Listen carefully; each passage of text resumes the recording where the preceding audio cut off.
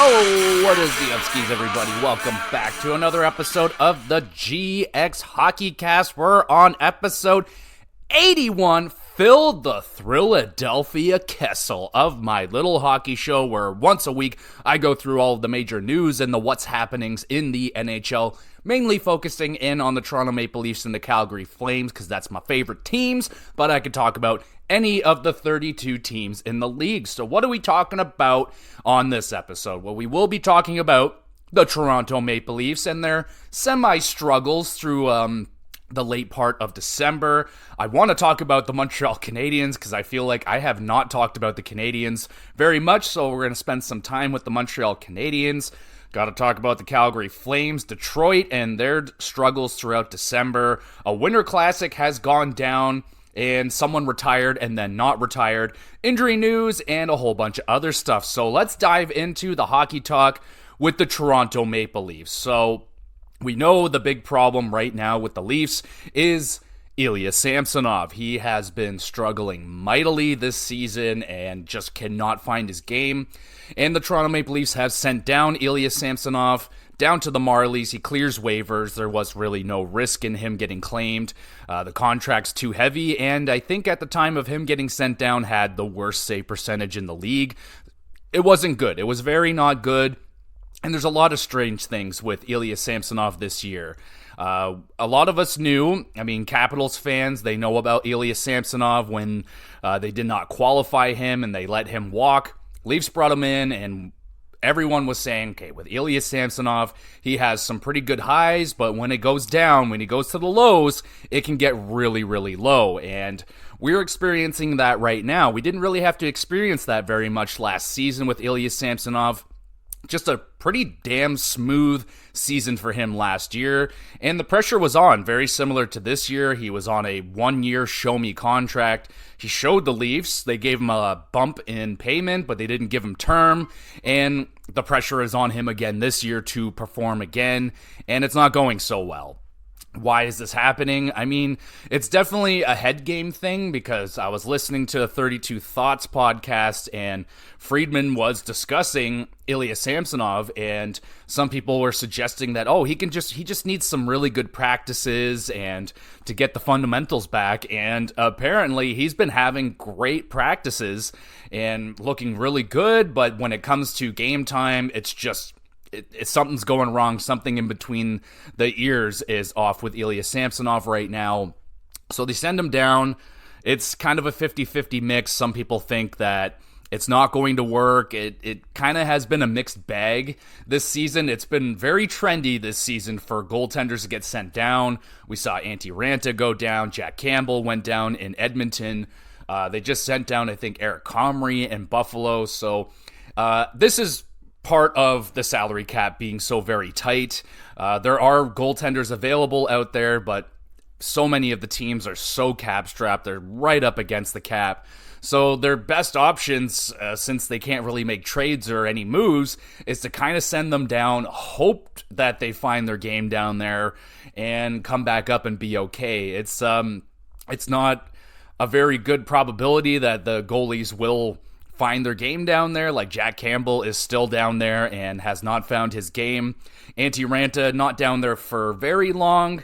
I haven't really heard anything good about that either. So we'll see how it goes for Samsonov. Am I overly concerned about it? No, honestly, because Martin Jones got a shutout the other night against Los Angeles, a very, very good team, one of the best teams in the West. The Leafs are playing good in front of Jones, and I've been fine with Jones. I liked the signing in the offseason when they brought him in. I was like, okay, I know his goaltending statistics aren't great, but the guy can win regardless of putting up bad stats. So there's something that's a good asset right there. That's what you want out of your backup goaltender. Not necessarily performance, you just need wins. Get the wins. That's the most important thing. And Martin Jones has done that for the Leafs. He's come in while Woll is down, while Samsonov is struggling, and Martin Jones has come in and been very, very good. I think he has played very good, honestly. I think he's been better than Samsonov, and yeah, the only thing that sucks is that I have not heard a single thing about Joseph Woll since he's gone down. Like, there has been zero talk on this guy, so I don't know how much longer they're going to have to wait. They brought up the Hildebeest. He was on the bench there last night in the Los Angeles game. Great hair, but I mean, people are freaking out that, oh, if he plays a game, they're going to ruin him and all that. I don't think that's the plan for this guy to come in and be the 1A goaltender. They got Martin Jones. Like, as long as that guy can stay healthy, I think the Leafs are going to be okay. The big question now is, are they going to put Martin Jones in net tonight against the Anaheim Ducks back-to-back? I really see no harm in doing that. I don't even see any harm in putting Hildeby in against the Anaheim Ducks. It's the Anaheim Ducks. How bad could it really be? And Hildeby, I mean, he's a young goaltender, 22 years old. He's fucking a giant. He's like 6'7". And yeah, he has the potential to be a good goaltender in the NHL, but it's still very, very early. We probably won't see anything much out of Hildeby for a few more seasons, I would imagine, but who knows? Maybe we see him in the net tonight.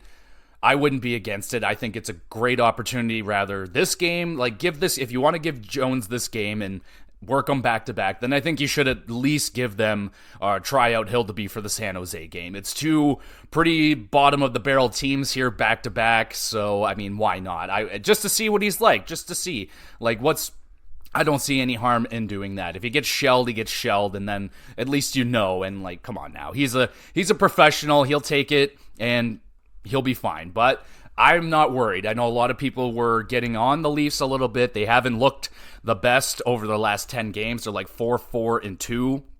But, you know, this is kind of common with the Leafs. When it comes around Christmas time, they kind of get into that little sleepy lull, but I watched the game last night and I was encouraged.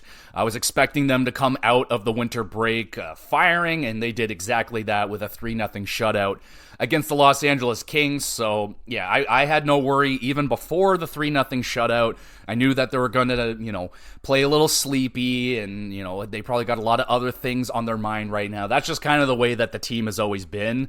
But, I'm expecting a strong January out of the Leafs, and they're just rolling right now, and the king of rolling on this team right now is Austin Matthews. This guy has been absolutely tearing the league apart, and I don't remember if I brought it up the last time with Austin Matthews, but the way that he is scoring goals right now, he could be on pace, and basically is on pace to score 50 in 50. So my question is, do we think that Austin Matthews can score 50 in 50? Now, he technically has done it already in his career, but that was over the course of 2 seasons where, the final 20 or whatever, and then like the first 30 of the next season. So it's not an official 50 goals in 50 games, but at this point right now, he's got 29 goals.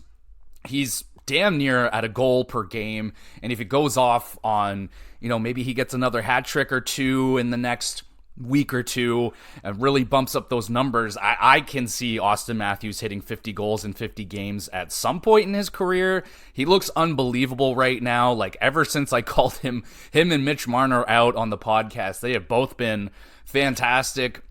Marner's been scoring goals. He looks really good, but Matthews right now, he's taking over games. He's dominating both ends of, dominating defensively is a little much, but he's been really good. Like, he's so good at taking the puck away. He's so good at keeping the puck. He's so flawless and smooth at entries into the zone. Like, he's having a great year, man. He just continues to build himself as an all-around player. We know he's got the goal scoring, but it's the 200-foot game that continues to develop. He's getting penalty kill time now, and it's great, man. He's having an unbelievable season. Willie Nylander continues to be amazing. And that's another thing that they brought up, actually, now that I just brought up William Nylander's name last night on the panel with, I think it was Kyprios that was breaking this news, was that the latest talks with Nylander and the Toronto Maple Leafs contract-wise, it's going well. Relationships and talks have been going smoothly. No bad blood there. And it looks like offer on the table is going to be 8 years, in and around $11 million per season. And it seems like both parties are satisfied with that. Oh, man, that's crazy. Before the season began, I was losing my mind about them offering him $9 million, and now we're at $11 million. So, in hindsight, it might have been better to sign Nylander in the offseason, but that may not have been an option. Maybe Willie knew knew that he was going to light it up this season and he was going to wait and try and squeeze out every dollar that he can. I'm still of the belief that, yes, William Nylander is an unbelievable player. He is having the best season of his career right now. But I am of the belief that this is going to be his best season, and he will still be very, very good after, but I just don't think he's going to reach what he's done this season. That's my opinion. It's a simple matter of money. Like, money is a phenomenal motivator, and Willie is motivated to get that bag. He wants to get the money. He wants to make Matthews and Marner money. He's been the third wheel of this fucking insane money-making machine with Tavares and Marner and Matthews making $10+ million, and William Nylander wants to be there too. He kind of got undercut in the last deal, and he's not wrong to want to get paid now. He took a bit of a discount last time, though it didn't. When he signed it, it wasn't a discount at the time, but it became a discount. But yeah, it looks like their Leafs are willing to give him the money, and Willie is willing to stay with the Leafs, and it's his best option with the extra year that the Leafs can offer him. He's not going to get for other teams to offer up the same amount of money with that year. They're going to have to offer Willie like $13 to $14 million per season. I don't think a team would be willing to do that, so I think more than ever, Willie is very safe to stay as a Toronto Maple Leaf, but is it the right move?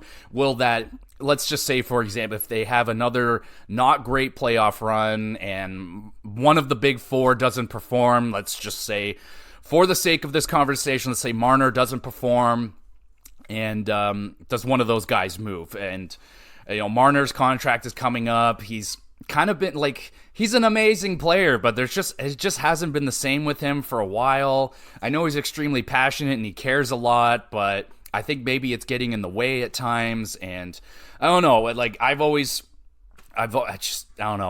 know. It's a tough one. Like, we all know that Tavares is coming up to his contract and he's not going to make the same amount of money. I think he's going to make good money, and he still deserves good money. He's still a fucking awesome player, but there's a limit to how many guys you can have making over $10 million on the team. And like they've gotten lucky in the past with the depth fines with Michael Bunting and stuff like that, where you can found money, but there's going to be a limit to that. And I feel like after this season, if they don't have an unbelievable playoff run, something's going to have to give. One of those big four are going to have to go, and I would be picking Marner over. I don't know. It's such a hard decision between Nylander and Marner because they're hard to compare, because Marner and Nylander are pretty different players. I don't know which one I would take in a playoff. Like, obviously, Nylander's had a better playoff history with the Toronto Maple Leafs, so, I mean, a lot of people would choose Willie. I think myself included. He's just had it more in the playoffs, but thankfully I'm not in charge of having to make that decision, not a decision I would have to want to make, and I'm not saying that it is a decision they're planning on making or are going to make. I just feel like at some point that decision is going to have to be made, and I feel like Marner is going to be the one. But we'll have to wait and see. But $11 million on the table for Nylander, what do y'all think about that? I mean, it's a shitload of money. The cap is going up, yes. Tavares' cap should be going down, but I don't know, man. It's a lot of money getting thrown around. We'll see how it goes. I love Willie, but oh man, that's a lot of money. So we'll see. We'll see how that goes, but that is the latest on the William Nylander situation. So let's move on to one of the Canadian teams I feel like I just really haven't talked about all that much this season, and that's the Montreal Canadiens. I really haven't spent a lot of time with them. They've been plucking along this season. They're basically 500. They're 16-16-5, currently 6th place in the Atlantic Division. And, they're definitely doing better than people thought they were going to be this year. They're not blowing fucking expectations out of the water or anything, but I think the team has performed better than expected considering some of the injuries that they've had. But let's take a look at the Montreal Canadiens and how they have done this season. Goals for per game, they're 23rd in the league at 2.78. Been a little bit of a struggle for them scoring goals this year. I know that Cole Caulfield hasn't been putting the puck in the net, the way that people would be expecting out of him. He's still having a fine season, but definitely not up to the standards that we've come to expect out of Cole Caulfield. Goals against per game, they're 23rd as well, 3.38. Another thing, earlier on, I mean, it's coming down a little bit now, but the goaltending early on in the season was quite good. Sam Montembeault was putting up some really nice numbers. Power play, they're 21st, 18.6, penalty kill, 30th. So across the board, they're all, in every category, they're in the bottom half of the league. So, I mean, it's not that they're doing good or anything. It's not like I don't think they're really going to be pushing or threatening for a playoff spot or anything.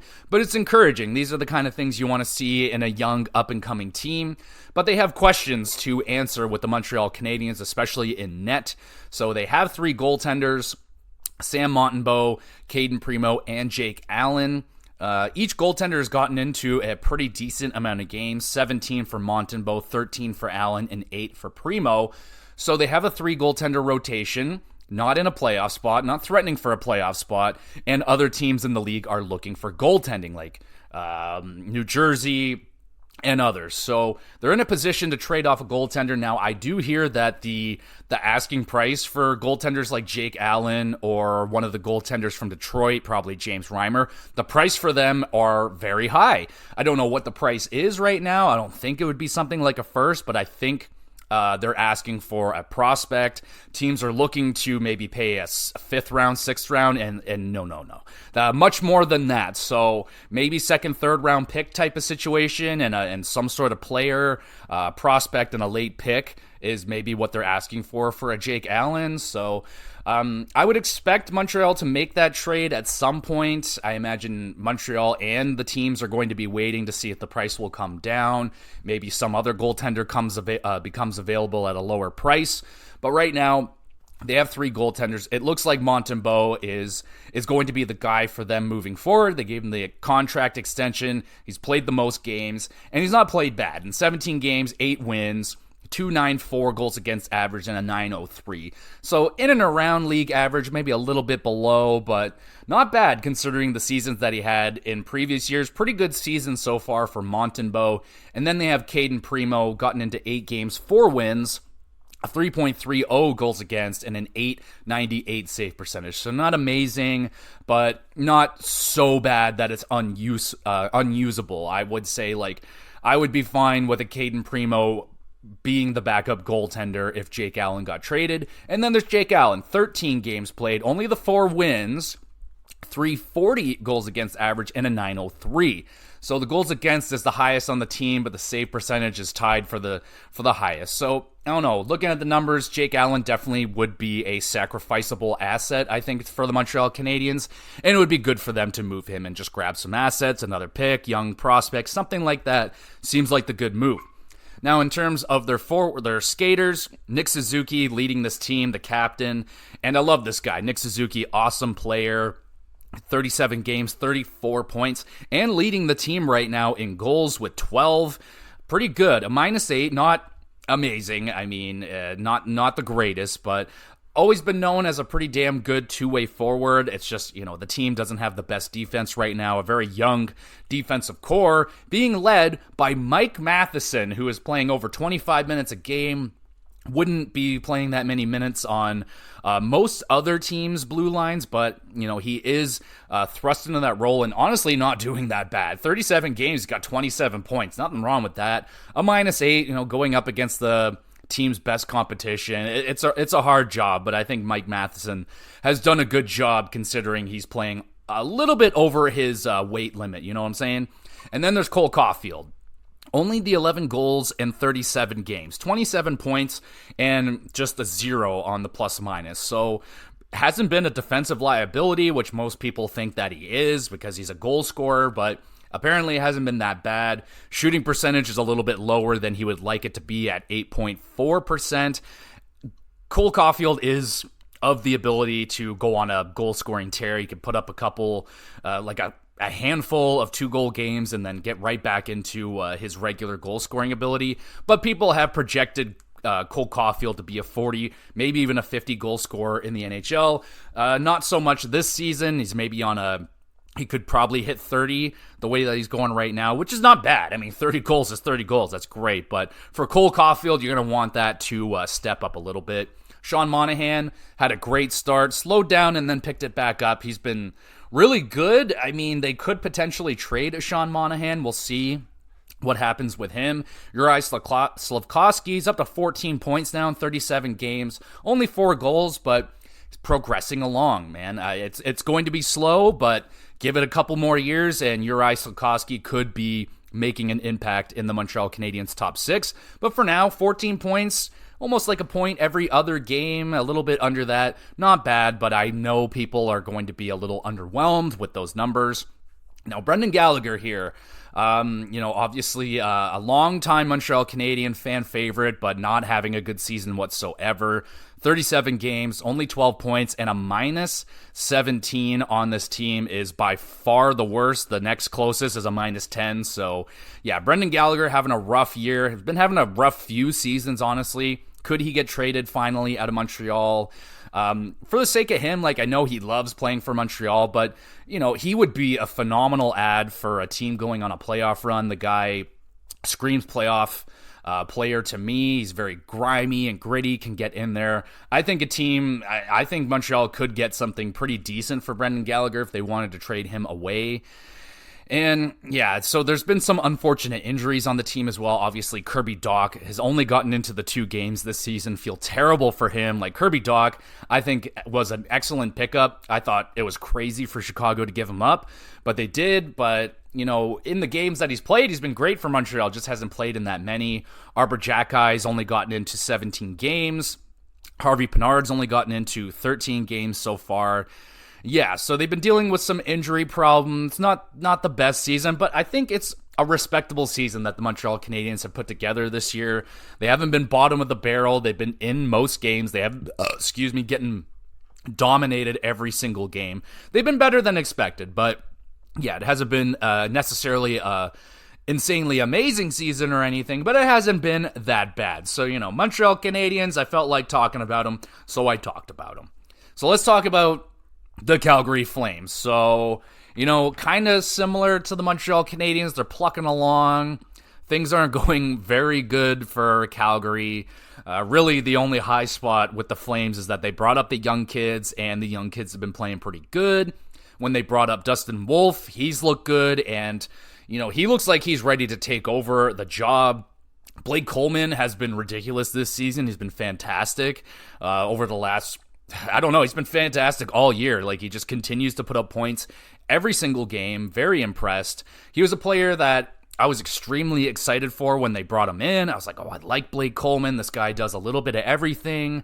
He scores, he hits, he's a little bit grimy. And yeah, now he is leading the Calgary Flames in scoring. 37 games, 27 points. Not incredible. It's... other teams' leading scores would be a little bit higher than that. But lately, Calgary has been spreading out the offense pretty decently. Kadri's at 26, Elias Lindholm's at 24, Sharon Govich 23, Mackenzie Weegar 22, Andrew Mangiapane 21.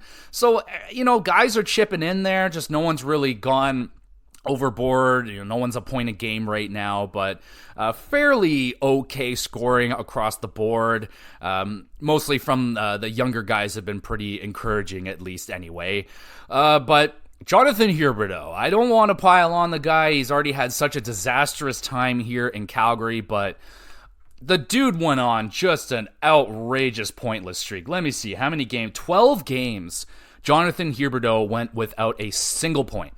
And this guy makes over $10 million per season. It is just absolutely unacceptable. I cannot fathom what is going on with this guy. It is unbelievable how someone can go from 115 points to a point every 3 games kind of guy. This is probably the most drastic drop-off in point production in NHL history. I've never seen anything like this.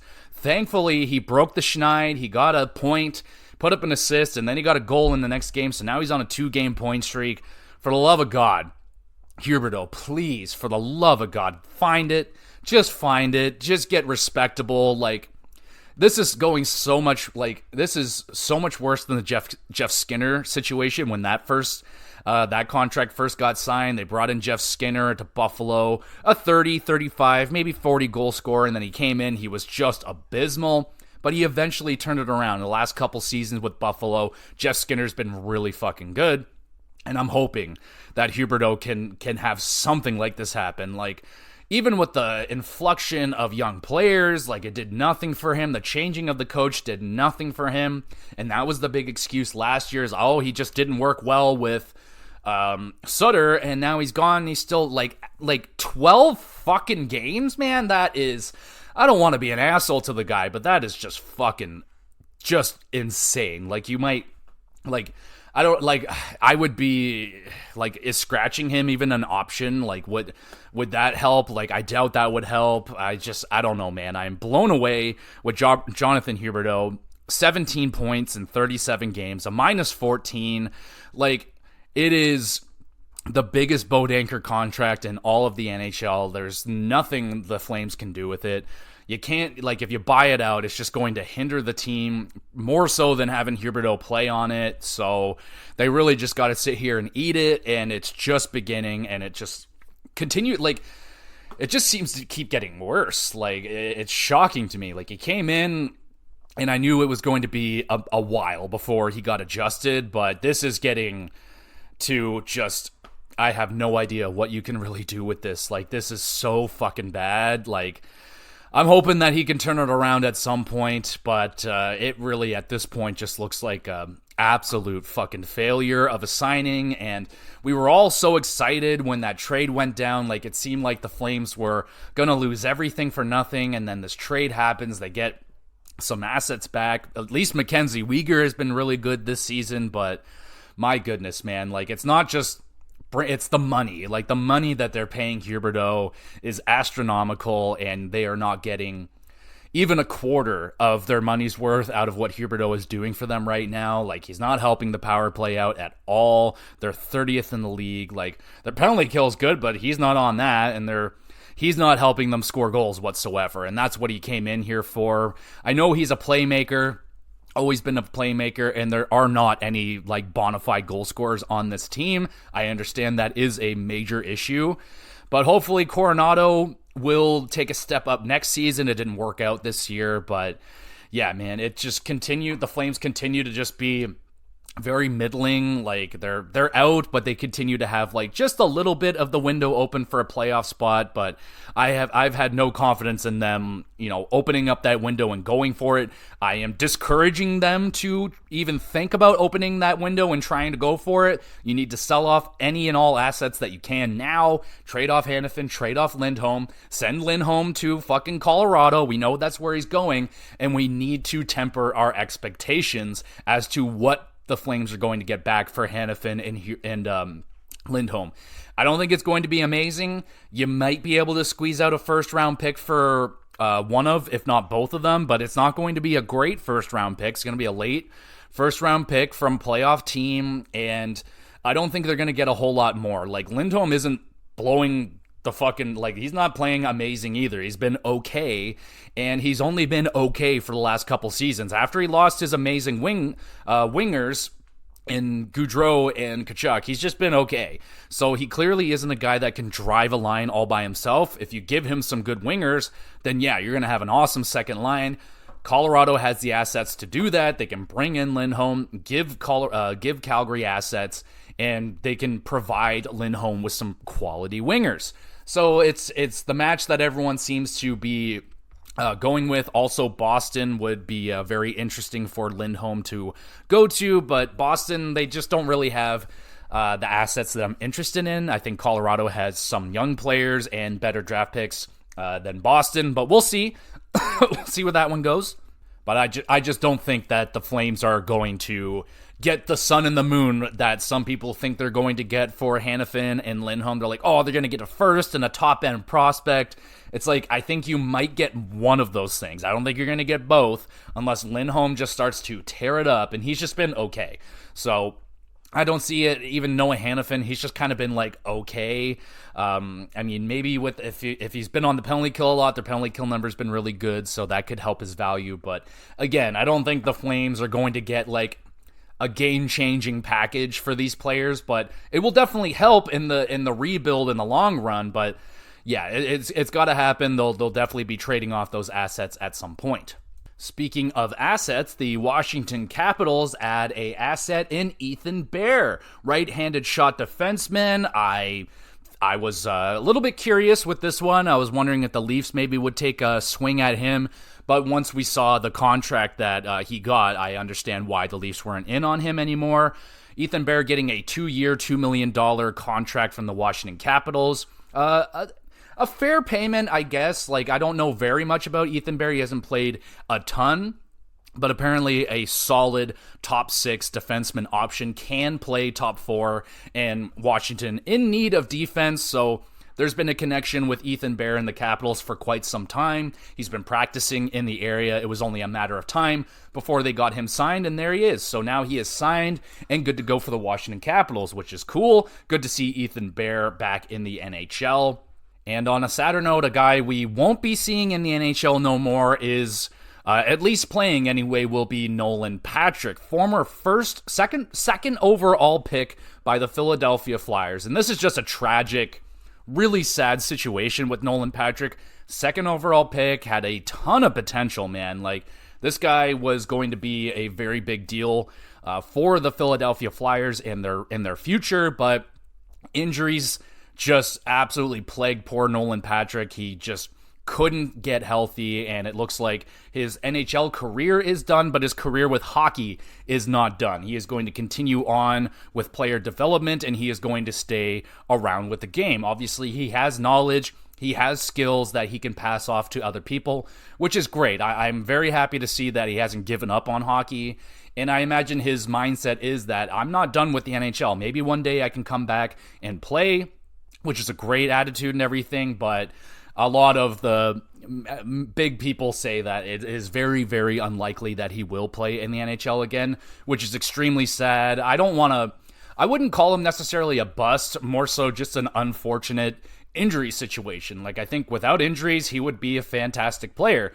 We saw what he can do in juniors. He was a dominating force down there, and it looked like he was going to translate well into the NHL, but honestly, ever since him not getting picked first overall in that draft, things just kind of seemed a little bit off, and he sure goes first to New Jersey instead. That was the year of Cale Makar, where a lot of people were like, oh my god, Cale Makar goes like 4th or something in that draft, which was, in hindsight, insane, but that's how good Nolan Patrick was, man. Like, he was a very, very highly touted prospect. And sadly, that's over, and he's only 25 years old, which, again, just really sucks, man. So, just really, really unfortunate. Really sad news to hear stuff like that. A young player's dreams are getting squashed in a way, but a different door has opened for him. So thankfully he can continue on with being involved in hockey, which is great.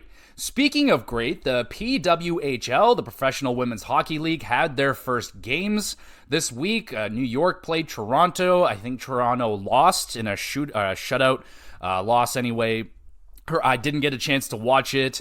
My buddy Kyle said he watched it. He said he enjoyed the hockey. The hockey was good, but the jerseys were ugly, which, yeah, I've heard that quite a few different areas. The jerseys are very underwhelming. I talked about that before when they did the unveiling.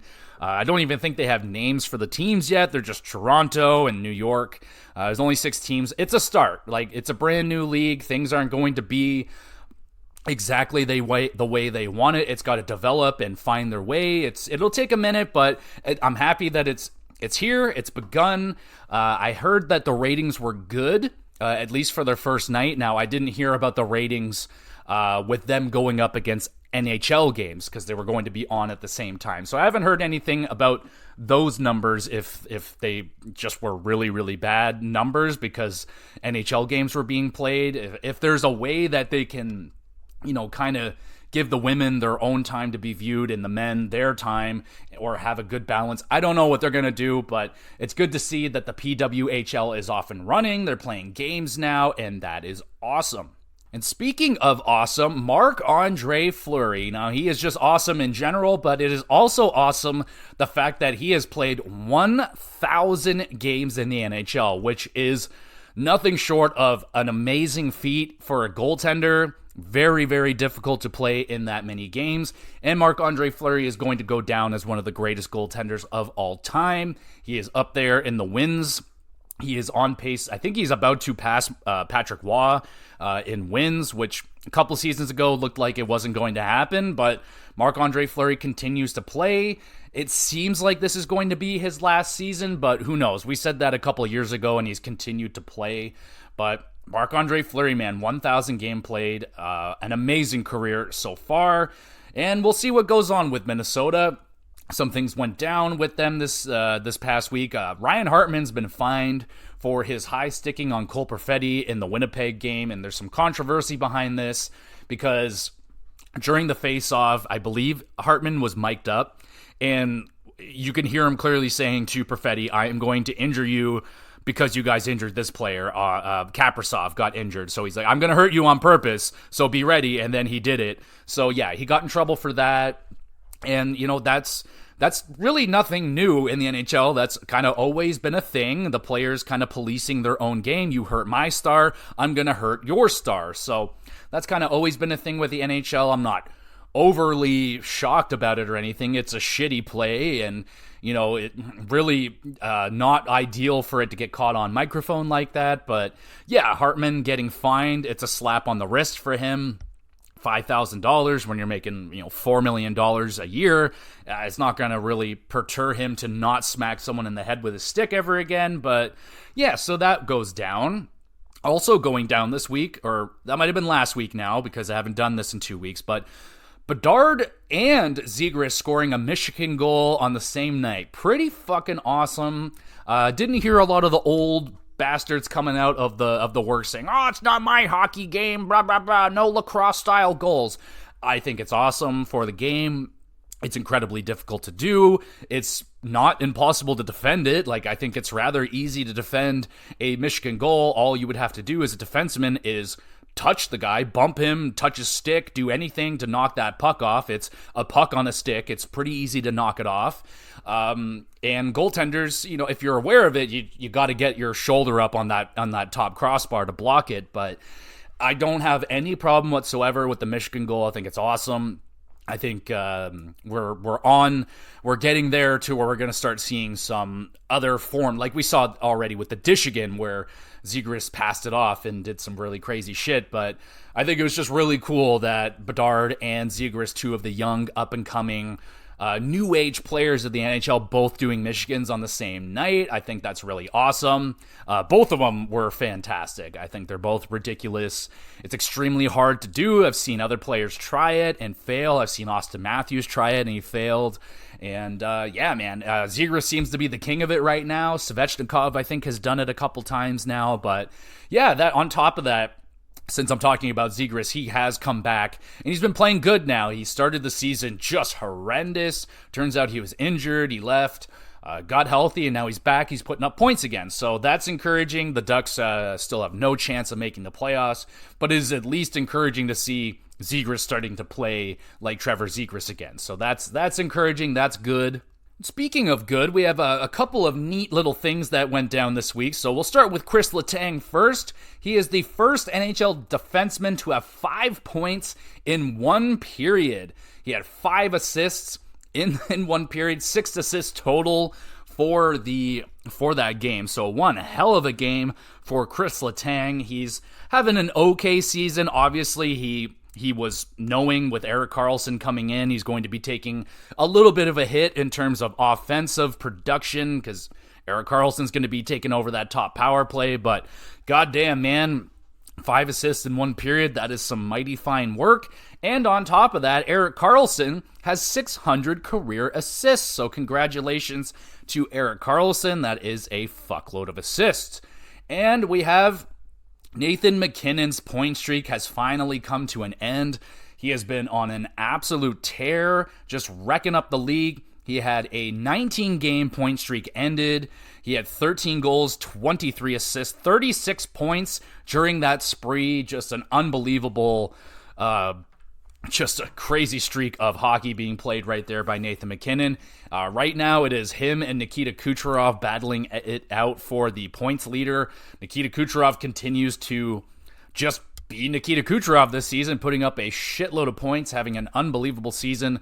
But Nathan MacKinnon climbing up there, but we also have to remember fucking Connor McDavid is flying up the points board. I think he was like 18th a few weeks ago, and now he is third place and flying up the boards. I think he had 5 points the other game. So yeah, I wouldn't be shocked to in a couple of weeks maybe to see, maybe even a couple weeks at least, to see McDavid very close, if not past Kucherov and MacKinnon, because McDavid is on a mission right now. Edmonton is on a mission. They're winning games again. They've been a little bit streaky, but they're winning a lot more than they're losing, so that's really cool. So Edmonton doing really good. And I guess I will talk about the World Juniors that is going on. I rarely ever get to watch the World Juniors. I'm generally always working, and the game times are always on really, really ridiculous times, like 4 in the morning. It's just, I never get to watch these games, but so Canada is out. They got eliminated by the Czechs. Very disappointing, but you know, it's the other teams are just getting a lot better now. Like, the United States is a powerhouse. Sweden, the Czechs, even Finland's always been like, there's just, the competition's getting better and better, and Canada isn't like the powerhouse like the women's Canada team is, but they did pretty okay. I mean, Celebrini did pretty damn good. He had 8 points in 5 games. No one else really from Canada stood out, at least from what I'm looking at statistically wise. Other guys, though, some other guys having some really good runs. Masar, Petrovisky, they both have 9 points in 5 games. So does Gauthier, Howard, Brindley. Not Brindley, they got 9 points. Brindley's got 8 points. Rimacki, Nazar, Perot, Stenberg, Malofsky. I'm trying to see if there's any. Snuggerud, I know that name. I love that name. Yeah, there's definitely some names here. Dvorsky, I think. Who picked that guy? I forget. But yeah, no, there's some names here that I do recognize. Obviously, Celebrini is going to be the big one. He was one of the youngest guys in the tournament, I do believe, and he performed really well. So someone's going to be really excited to get him first overall in the draft. But yeah, Canada not doing awesome, not winning, so that's, not awesome. I think the finals is going to be Sweden-US, so that could be a really good game right there. Probably won't be checking it out. I like watching it when I can. It's just that it's never on at a time that I can watch them, which sucks, but there it is. Speaking of sucks, we got some injury news to talk about here. Anaheim's Leo Carlsson will be out 4 to 6 weeks. He sprained his MCL. Very unfortunate. I hate seeing players in their first rookie season get injured, like Connor McDavid. That was just devastating. But yeah, Leo Carlsson, he was already doing the load management with Anaheim, and it seemed to be actually working out pretty well for them. So it's not like a huge loss for the team or anything. They weren't doing awesome, but sucks for Carlsson that he's going to be missing out on a good chunk of the rest of the season. Also, Columbus's Werenski is injured again. I mean, this guy has just been injury prone for quite a bit now. He just cannot stay healthy, and Columbus desperately needs Werenski in their lineup. He is their best player, and that's going to suck for them. It's going to make their already underwhelming season continue, I imagine, to be underwhelming.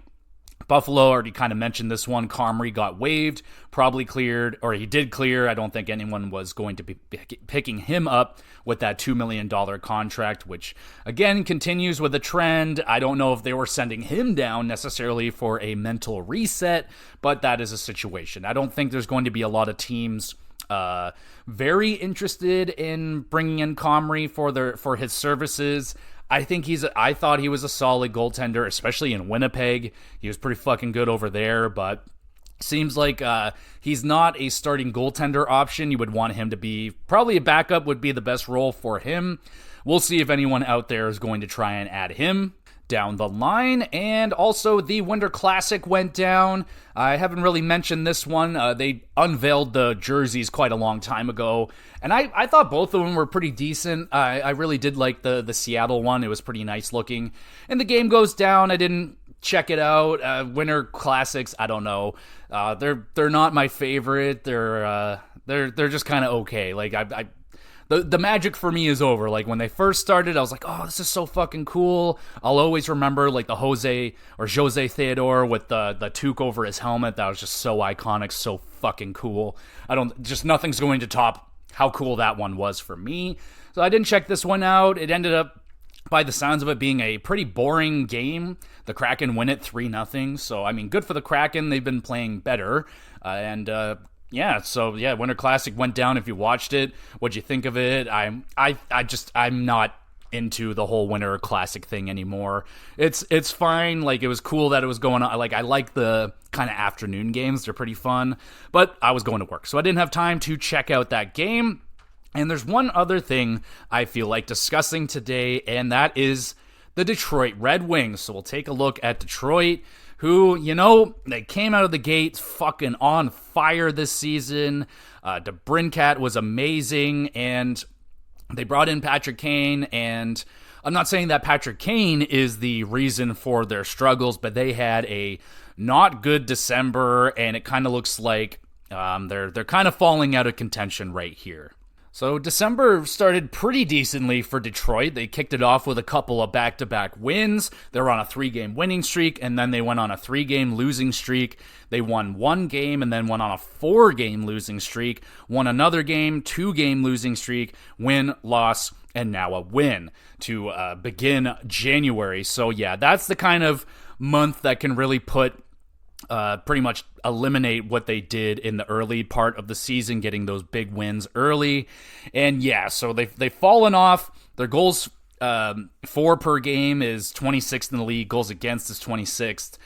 Their special teams have been pretty solid, 22% on the power play, 12th in the league right there. And their penalty kill at 13th, 80%. Not horrible. And I know a lot of people want to put a lot of the blame on Patrick Kane, but I mean, he's come in, he's done nothing but put up a fucking point per game. He's got 13 points in 14 games, which is so much better than I could have ever expected out of Patrick Kane. So, I mean, he's been a really good addition for them. 6 goals, 7 assists. He's a -3, which isn't bad. It's not good. There's a lot worse minuses on the team, like Shane Gostisbehere is a -17, which is really bad. That's just bad. You can't really hide that one. But yeah, the team really, since Dylan Larkin's injury there, that seemed to really take a bite out of Dylan Larkin. He's not playing with the same confidence that he had after that hit. And DeBrincat has slowed down with the goals. He's still 38 points in 38 games, still having an excellent season. Lucas Raymond has bounced back. He's having a good year, 38 games, 31 points, 11 goals, 20 assists. He is a -10, which isn't awesome, but I mean, yeah, Daniel Sprong, man, like, this guy continues to be just a really unique player in the NHL. He does not play a lot of time, but he puts up points. He's got 24 points in 38 games, and he's only playing 13 minutes per night. I mean, it's wild. Seider had a nice bounce-back season so far. Jake Wallman's been really good. Like, I don't know what the hell's going on with that guy, but yeah, it seems like the team is starting to fall back a little bit here. They're 5th in the Atlantic, 18, 16, and 4. I mean, it's not over. It's just like the way that they're playing lately, that December is going to be a pretty big hindrance on them going down. Take a look at the wild card here. They're down there now, man. Like, they're very tightly knit between the top wild card and their position at 6th place. Philadelphia has 43 points. Detroit has 40. And then Pittsburgh, New Jersey, they're both tied with 40 points apiece, but they have games in hand. Tampa Bay, they're kind of resurging, trying to get back into a playoff picture. They're at 41 points. And Washington, I can't see them staying there for much longer. Like, I'm blown away that they're still up there, but they're hanging on. Philadelphia, they're fucking good, man. Like, they're just a good team this year. It's really wild. I mean, I'm looking at the teams ahead of Detroit. Like, New Jersey, if they can get their goaltending under control, they should be a playoff team. Tampa Bay, they got Vasilevsky back. They're going to be really hard to pass. Pittsburgh's got Crosby and Malkin. It's a tough battle, man. It's going to be really hard for Detroit to battle back in there. And it's the Atlantic Division, too. Like, it's not like...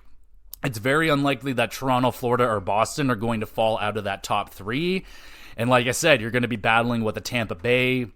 I don't think Montreal is really going to be a threat to them anymore, but Tampa Bay is definitely a threat for their chances at the playoffs. So it looks like it might be another year similar to last season where just at a point where it gets close to the trade deadline, Stevie Y decides, all right, we're not making it this year. Let's trade off the assets that we can and recoup what we can and try again next season. But it was really exciting for Detroit at the beginning. They were the lowest out of the three of Buffalo, Ottawa, and Detroit. Out of those three teams, I had Detroit the lowest chances of making it into the playoffs this season. But so they've been the best team of those three by far. Like Buffalo is just woof, and Ottawa even more woof. So yeah, it's been rough for them. But it's still got to be really frustrating for Detroit fans to just continuously see this team like take little itty bitty steps forward, but just can't take that big step. And that's the hardest step to take, man, from rebuild to back into the playoffs, and then the other big step to Stanley Cup. Those are very big, very difficult steps to take. And even like look at New Jersey, for example. Even if you do finally take that step, doesn't mean that you're going to be there forever. New Jersey is struggling this year to get back into a playoff spot. They're not dead. They're playing good, but Detroit has a mighty task ahead of them to try and battle back into a playoff spot. We'll see how it goes. What do y'all think? Do you think Detroit can battle back, beat out Tampa Bay? Washington falls out. Can they get ahead of Philadelphia? I don't know, man. I don't know. It's definitely going to be tough. I look at Detroit. The goaltending's been not good, and yeah, I mean, we'll see how it goes for Detroit. They've been kind of underwhelming. Some of the David Perron with his big suspension that took a bite out of the team, and other guys like JT Compher and there's another guy. Anyways, they're not getting excellent performances out of some of their middle six guys. So yeah, we'll see what happens with Detroit. We'll keep an eye on them. I'm rooting for them. I mean, it's always good to have Detroit back in the playoffs, but so far, to me, doesn't look so good for them.